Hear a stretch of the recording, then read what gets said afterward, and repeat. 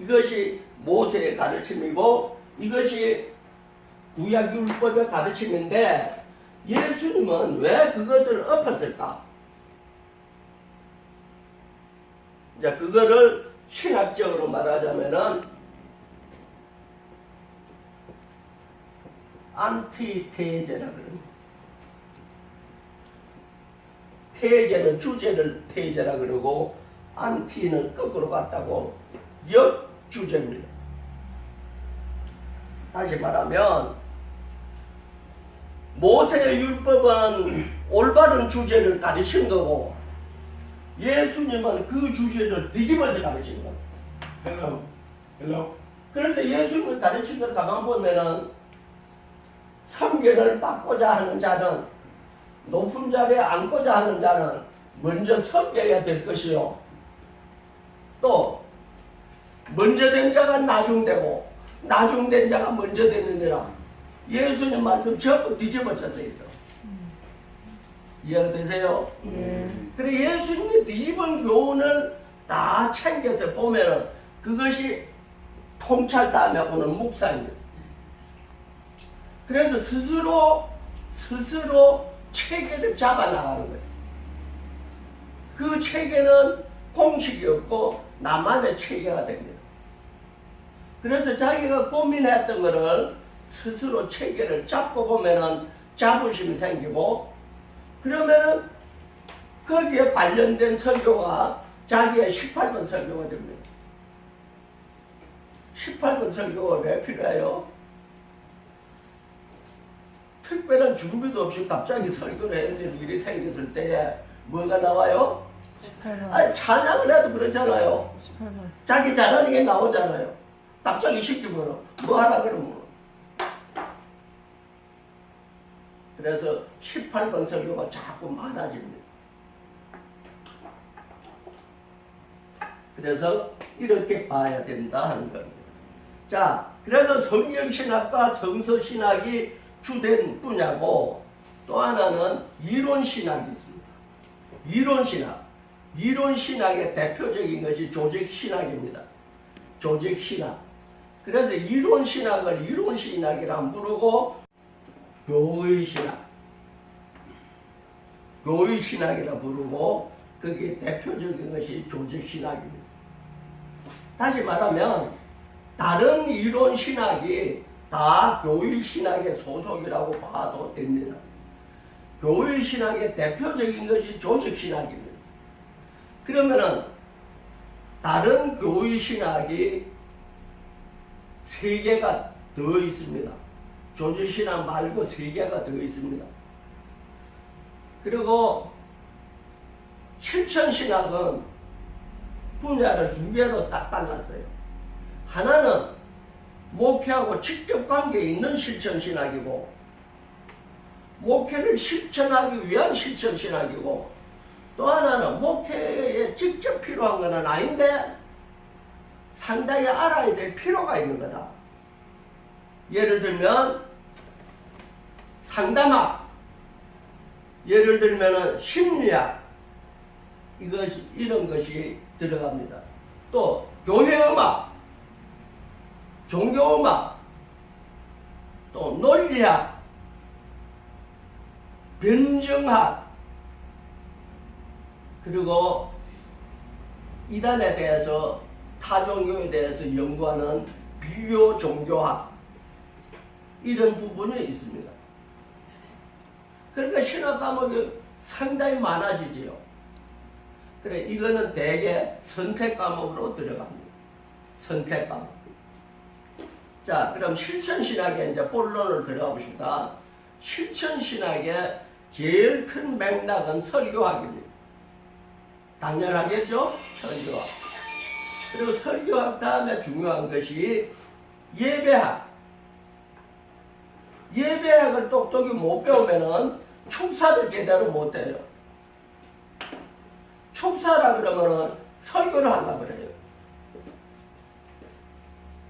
축사가 다르고 병여사가 다르고 분명사가 다른데도 불구하고 다 똑같아.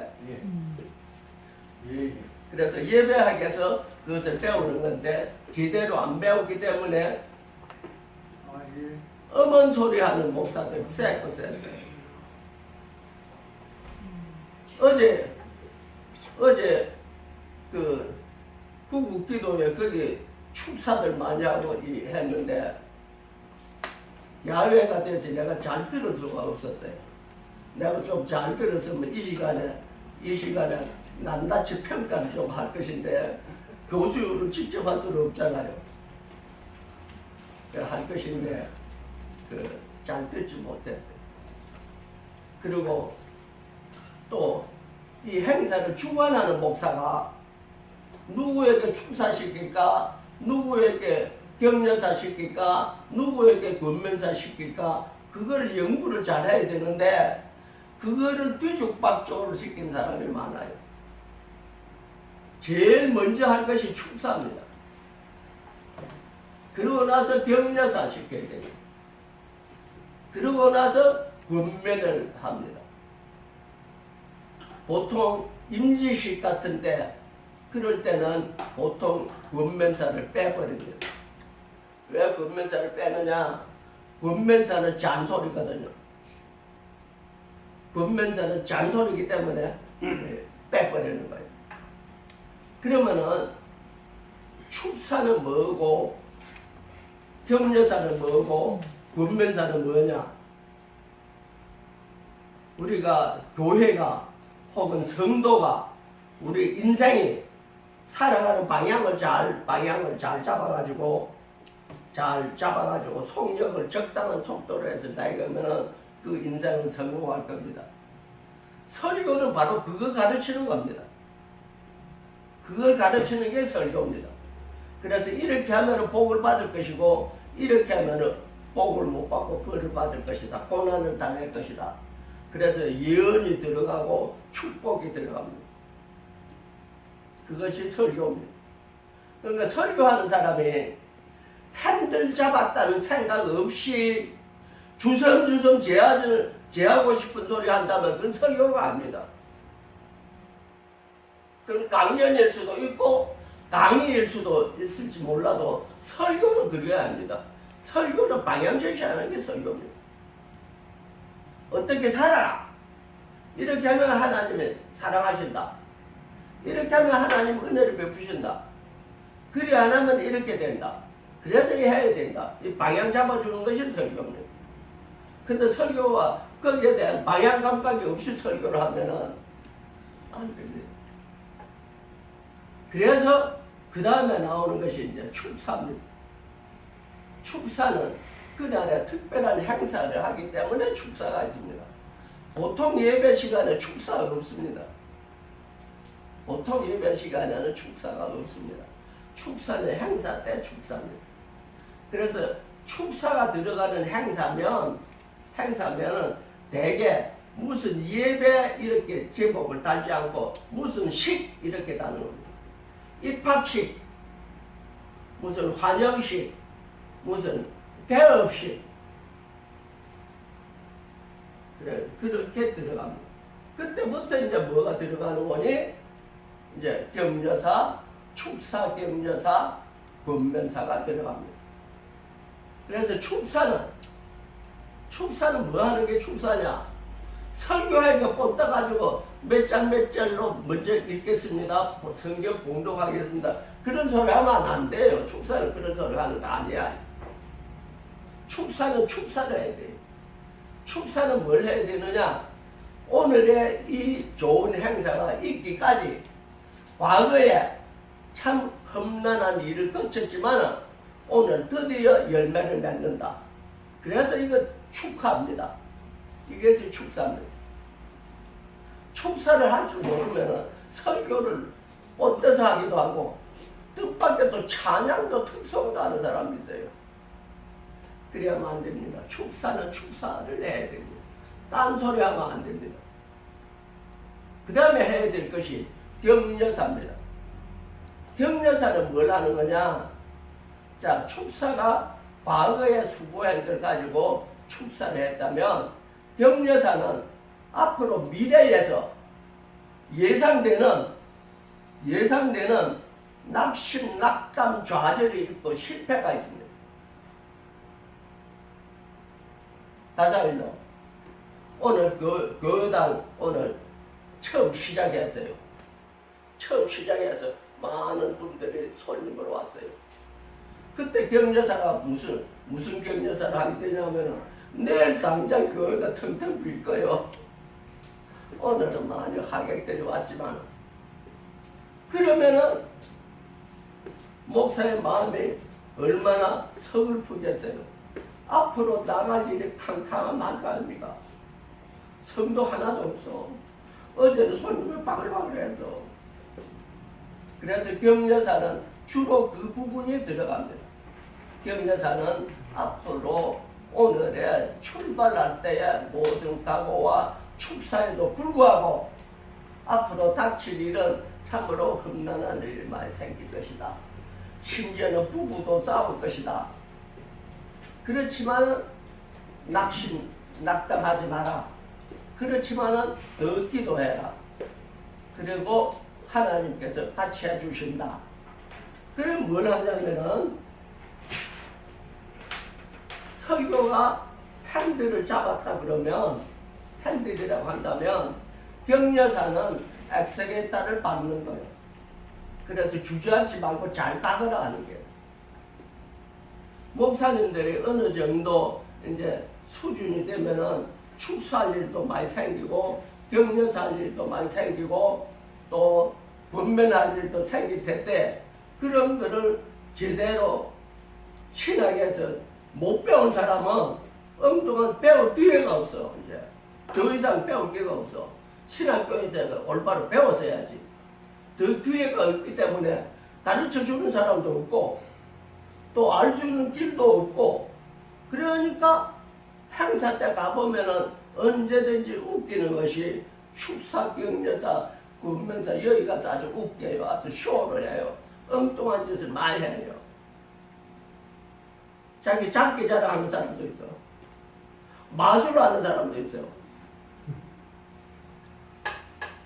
자, 그래서 중요한 것은 분면사는 어떻게 하는 거냐. 그러니까 분면사는 시킬 때부터 제일 고참 목사를 분면을 시키는 거예요. 왜냐? 잔소리를 할 거니까. 잔소리 감히 내가 그 젊은 목사한테 내가 잔소리 듣고 있어야 돼. 아니잖아요. 그러니까 고참 목사를 세워야 됩니다.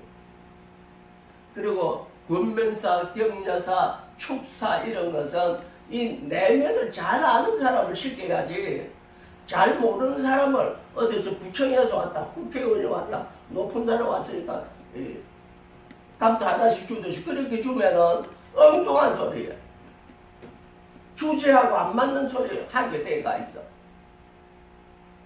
그러나 그것도 관록에 붙은 사람은 현수막 보고 주보 보고 앞뒤를 봐보면은 그래도 걸맞게 골라서 하는 사람들이 있어요. 전혀 없다는 것은 아닙니다. 그러나 주문하는 쪽에서 정성 들여서 주문해야 정성 든 게 나와요. 들어 모임에 가서 설교하는 거 보면은 생통 안 하는 설교를 설교라고 하고 있는 거예요. 이 모임하고 전혀 관계가 없어.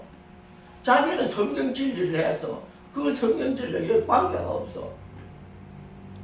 예수 비전 포럼에 와서 설교를 한다 그러면은 적어도 예수 비전 포럼에 뭐 하는 데는 걸 아는 사람이 설교를 해야지 뭣도 모르는 사람이 지 잘하는 설교, 지 18번 설교 내놓는 거야. 그러면 전혀 도움이 안 되지. 그래서 주관하는 목사가 그걸 주문할 적에 주문을 해야 돼. 이러저러 하니까 이러저러 하는 걸 알으시고 이렇게 해주시면 좋겠습니다. 그 주문을 해야지. 그 귀신도 아닌데 주문을 해줘야 됩니다. 자, 그래서 권면사는 뭐에 해당이 되느냐? 불의기에 해당이 된다. 너 오늘 축사도 듣고 하는 바람에 붕붕 떠가지고 네가 잘할 거라고 왕왕하고 갈 것이다. 그러나 왕왕하고 가다 보면 저항설이 생긴다. 그래서 너 힘들어진다. 그럴수록 너는 겸손해라. 너는 그럴수록 각성해라. 그럴수록 정신 차려서 해라. 그래서 불의기에 해당된 말씀들을 줍니다.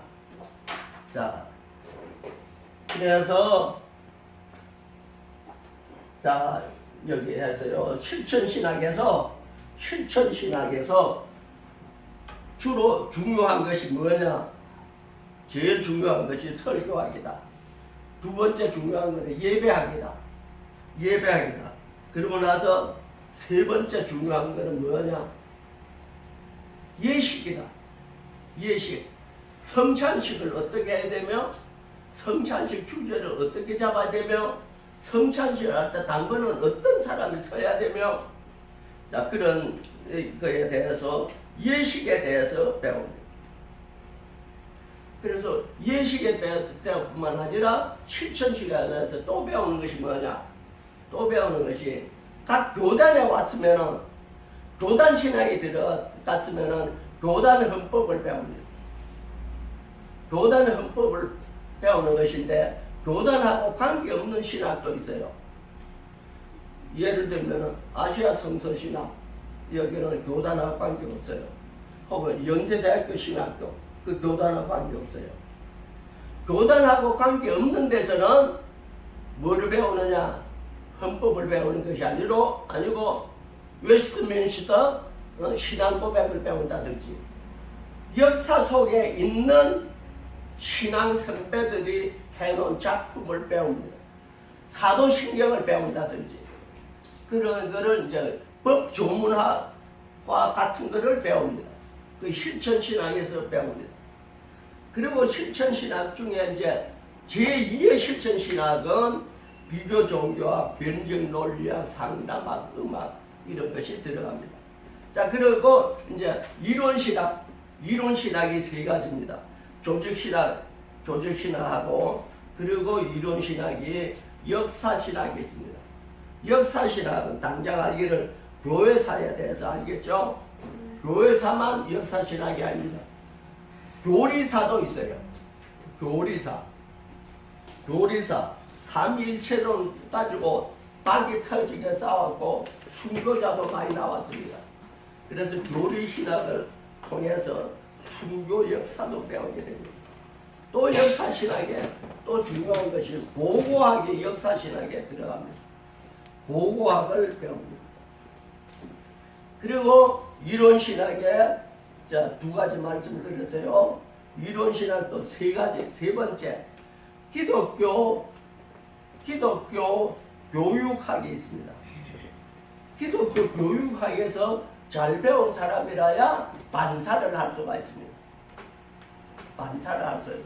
유치원 반사도 하고 중등부 반사도 하고 고등부 반사도 하고 심지어 장년부 반사도 기독교 교육학을 공부한 사람이 하는 겁니다.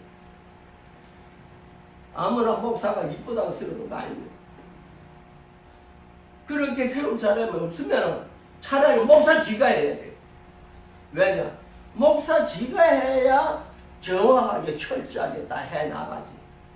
왜냐? 성도의 사정이라도 더 환히 알기 때문에. 그래서 목사 지가 해야 될 일을 어린 철부지 아이들한테 반사를 써서 하는 것은 절대 금지입니다. 차라리 그 사람을 세워서 작년부 설교를 시켜. 그럼 미리 설교 준비를 해오라 하고 설교 준비를 한 것을 담임 목사님이 검열을 하고 검열해서 고쳐주고 그래가지고 대독을 하는 차원에서 그렇게 할 수는 있어요. 그렇게 해도 장년은 다 알아듣습니다. 그러나 중등부, 고등부는 시원찮은 반사가 하는 말을 하나님의 말이라고 받으면 어떻게 틀린 거로. 그래서 차라리 목사가 해야 됩니다. 그리고 또 기독교 교육학에 중요한 것이 목회행정입니다. 목회행정.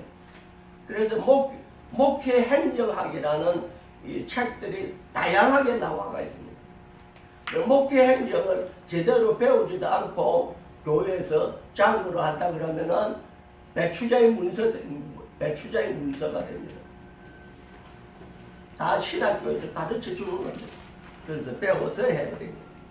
그리고 이런 이론 신학 중에 제일 마지막으로 돌려놓고 설명하는 분야가 기독교 성서윤리학입니다. 기독교 성서윤리학에서는 일반 윤리와 기독교 윤리가 다르다 이렇게만 생각하면 안 되고 기독교 윤리학의 특징이 있어요. 특징이 뭐냐? 이론 신학 중에 조직 신학에서 교리를 세웁니다. 교리를 세웁니다. 그런데 기독교 윤리학은 그 세워진 교리를 활용해서 성도의 머릿속에 꼭꼭 심어줍니다. 그 기독교 윤리학입니다. 조직 신학 교수가 절대로 목회하지 않습니다. 조직 신학 교수인 사람이 목회를 하고 있다면 목회하는 성도는 거기에 맞는 신학생을 오겠죠. 그러나 일반 성도, 일반 목회에 조직 신학 교수가 목회를 하고 있다면 그 목회는 안 됩니다. 꼭 지 같은 소리만 자꾸 하고